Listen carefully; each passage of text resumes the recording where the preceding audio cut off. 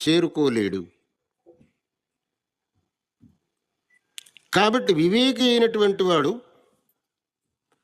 తనకు గమ్యమైనది ఏది ఉన్నదో, దాన్ని చేర్చేటటువంటి మార్గం ఏది ఉన్నదో ఆ మార్గాన్ని ఆశ్రయించాలి.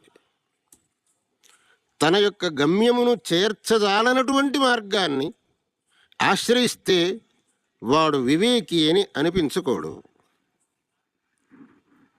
ఇక్కడ భగవంతుడు చెప్పిన ఆ రెండు మార్గములు ఎటువంటివి,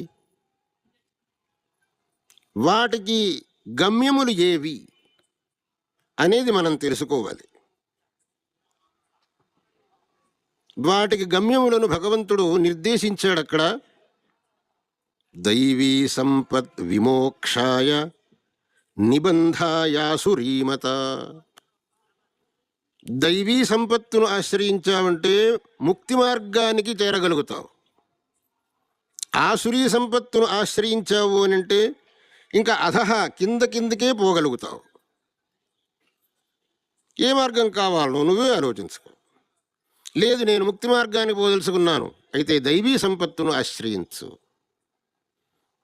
నేను కిందికి పోదలుచుకోలేదు, అయితే ఆసురీ మార్గాన్ని ఆశ్రయించక.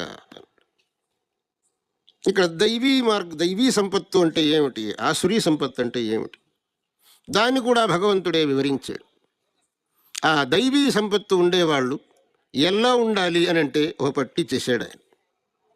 అభయం సత్వ సంశుద్ధి జ్ఞానయోగ వ్యవస్థితి దానంద